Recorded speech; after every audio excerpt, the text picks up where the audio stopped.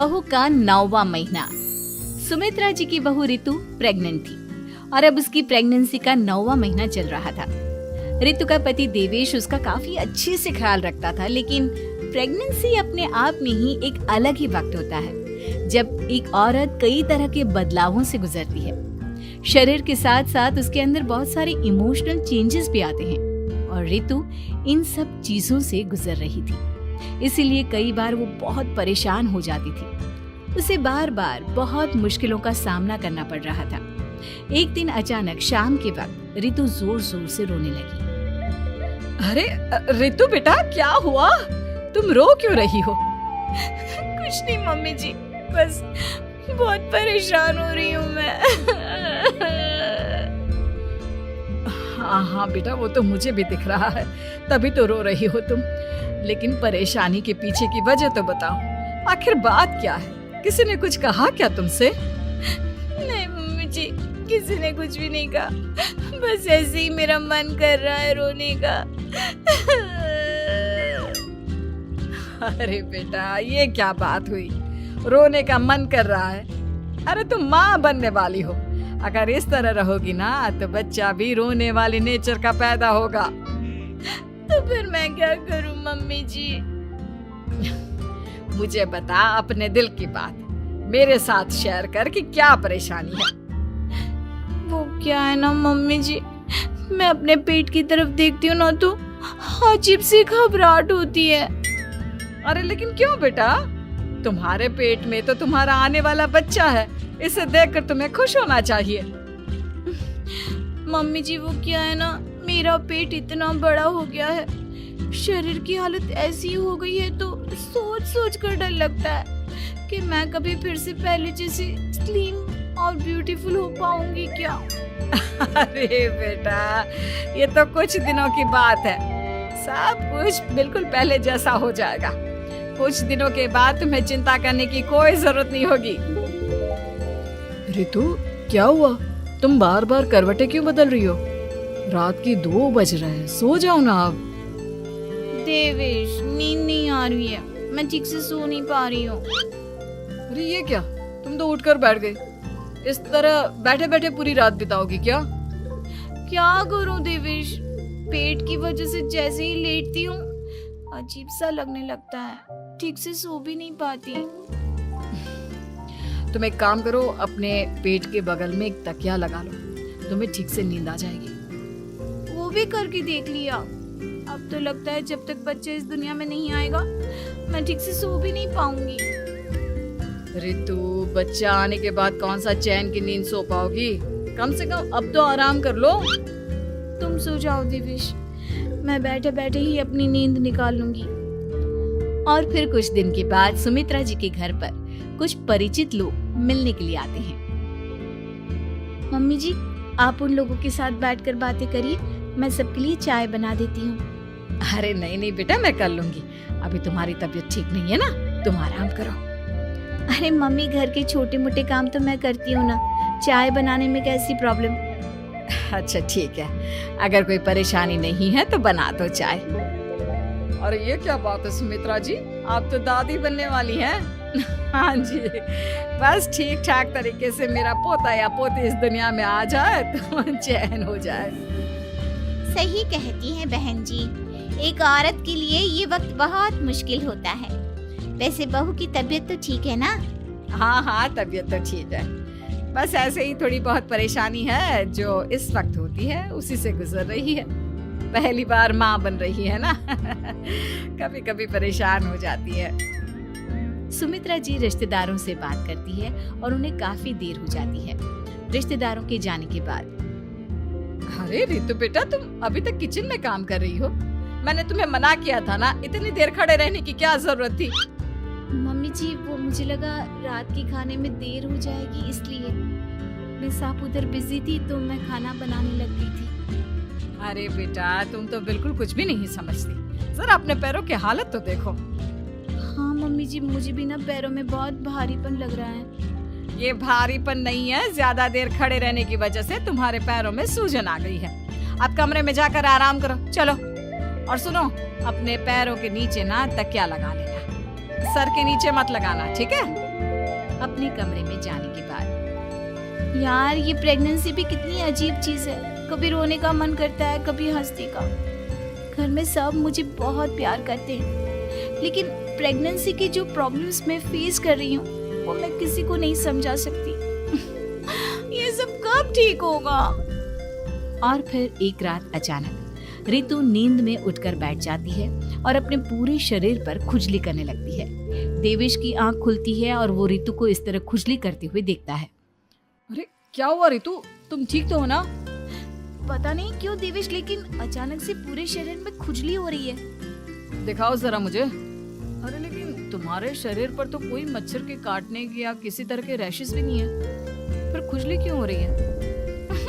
लगता है ये भी प्रेगनेंसी की कोई नई प्रॉब्लम है। अरे अरे परेशान मत हो, मैं मम्मी को बुला कर लाता हूँ। सुमित्रा जी के आने के बाद। अरे क्या बात है बेटा, इस तरह क्यों खुजली कर रही हो? अचानक से क्या हो गया तुम्हें?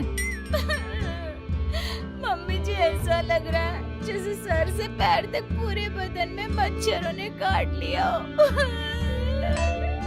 अरे लेकिन इसमें रोने की क्या बात है, चुप हो जा, सब ठीक हो जाएगा। हाँ मैं बहुत परेशान हो गई हूँ, बस अब जल्दी से बच्चा इस दुनिया में आ जाना चाहिए ताकि मुझे इन सारी प्रॉब्लम से मुक्ति मिले।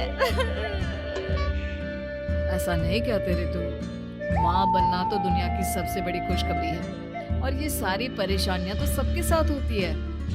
जानती हूँ, लेकिन फिर भी क्या करूँ, रात को सो नहीं सकती। कभी पेट भर के खाना खा लेती हूँ तो उल्टी करने का मन करता है। ज्यादा देर खड़ी हो जाती हूँ तो पैर में सूजन आ जाती है। ज्यादा देर बाहर घूमने भी नहीं जा सकती वरना टॉयलेट की प्रॉब्लम। ये सब कब ठीक होगा? कुछ दिन और बीत गए और अब तक रितु का 9वां महीना खत्म होने का वक्त आ गया था। अब हर दिन रितु बस यही सोचती थी कि उसका बच्चा इस दुनिया में आने वाला है। हाँ, वो बात अलग थी कि वो कई तरह की इमोशनल चेंजेस से गुजर रही थी और फिर एक दिन अचानक, देवेश मुझे ना चाउमीन खाने का मन कर रहा है। अभी रात के 12 बजे? अरे रितु, इस वक्त चाउमीन कहाँ से लेकर आऊंगा मैं? किसी होटल में फोन करो ना, कोई तो डिलीवर करता होगा ना इतनी रात को। नहीं नहीं रितु, इतनी रात को कोई डिलीवर नहीं करता, तुम कल खा लेना, मैं कल तुम्हारे लिए लेकर आऊंगा। बस नहीं, मुझे अभी खाने का मन कर रहा है, मुझे अभी खाना है। अच्छा अच्छा ठीक है, एक काम करो, मैं किचन में जाकर तुम्हारे लिए मैगी बना कर लाता हूँ, क्या पता उसे खाकर तुम्हारा मन ठीक हो जाए। हाँ ठीक है। देवेश रितु को मैगी बनाकर खिला देता है, लेकिन अगले दिन अचानक से रितु की तबीयत खराब हो जाती है। क्या हुआ है बहू को? बेटा तूने कुछ उल्टा सीधा तो नहीं खा लिया ना? मम्मी वो कल आधी रात को चाउमीन खाने की बात कर रही थी तो मैंने इसे मैगी बनाकर खिला दी। अरे लेकिन एक बार मुझसे तो पूछ लेता, इसी वजह से उसे अजीब सा लग रहा है। कोई बात नहीं, वैसे भी बच्चा आने का वक्त पास आ गया है ना, इसलिए ये सब चीजें हो रही है। मेरे पेट में बहुत दर्द हो रहा है, जब से मैगी खाई है तब से पता नहीं क्या हो गया। अरे कुछ नहीं हुआ बेटा, बस कुछ दिन की बात और है, परेशान मत हो। चल हम तुम्हें ना डॉक्टर के पास ले चलते हैं। हॉस्पिटल जाने के बाद, डॉक्टर साहब मेरी बहू की तबीयत ठीक तो है ना? हाँ वैसे तो सब कुछ ठीक लगता है, डाइजेशन का प्रॉब्लम हो गया है, ऐसे वक्त में हो जाता है। प्रेगनेंसी की वजह से पेट के ऊपर बहुत प्रेशर आ जाता है, इसलिए डाइजेशन थोड़ा वीक हो जाता है। और उन्होंने रात के वक्त मैगी खा ली, इसलिए उनको ये प्रॉब्लम हो गया। डरने वाली कोई बात नहीं है। थैंक यू डॉक्टर साहब, अब हम इसका ध्यान रखेंगे। लेकिन अब रितु की डिलीवरी का वक्त पास आ गया है, आपको उनका पहले से भी ज्यादा ध्यान रखना होगा। मैंने चेकअप कर लिया है, 1 सप्ताह के अंदर रितु की डिलीवरी होने के पूरे चांस हैं। एक दिन अचानक किचन में काम करते करते रितु के पेट में बहुत तेज दर्द होने लगता है। देवेश, मम्मी जी जल्दी आइए।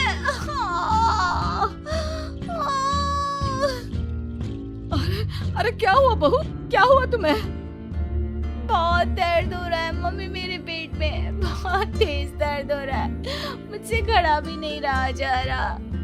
इधर आ जाओ रितु, मैं तुम्हें बेड पर लिटा देता हूँ, सब ठीक हो जाएगा। बेटा, मुझे लगता है इसकी डिलीवरी का वक्त पास आ गया है। अब हमें रितु को हॉस्पिटल ले जाना होगा। वैसे भी डॉक्टर ने कहा था कि 1 सप्ताह के अंदर डिलीवरी कभी भी हो सकती है। मुझे बहुत दर्द हो रहा है, ऐसा लग रहा है जैसे मैं मर जाऊंगी। प्लीज मुझे बचा लो देवेश। अरे रितु, घबराओ मत, ऐसा कुछ नहीं होगा। हॉस्पिटल पहुंचने के बाद आप जल्दी से रितु को एडमिट करवा दीजिए और आप लोग बाहर वेट करिए। नहीं, मुझे बहुत दर्द हो रहा है। रितु, समझने की कोशिश करो, सब कुछ ठीक हो जाएगा। रितु को लेबर पेन शुरू हो गया था और वो काफी तकलीफ से गुजर रही थी। एक बच्चे को जन्म देते समय औरत जिस तकलीफ से गुजरती है उसे सिर्फ वही समझ सकती है। रितु की तकलीफ को देखकर देवेश भी काफी इमोशनल हो गया था। रितु को इस तरह चीखते देखकर उसे बहुत दुख हो रहा था, लेकिन आधे घंटे के बाद जब डॉक्टर अपने हाथ में रितु और देवेश की छोटी सी बच्ची को लेकर आया तो रितु के चेहरे पर स्माइल आ गई। रितु, ये देखो, तुम्हारी और मेरी नन्ही सी बेटी। ये तो एकदम परी की तरह दिखती है। दिखेगी क्यों नहीं, एकदम तुम पर गई है ना, इसलिए। लेकिन मम्मी, उसकी नाक तो मेरे जैसी है। अच्छा ठीक है, नाक तुम रख लो, बाकी सब मेरे जैसा। देखा रितु, तुमने कितनी तकलीफ सही, लेकिन उस तकलीफ के बदले तुम्हें भगवान ने ये छोटी सी परी दे दी। और ऐसा सब औरतों के साथ होता है। तुमने बहुत हिम्मत रखी है बेटा, और इसका नतीजा आज हमारे सामने है।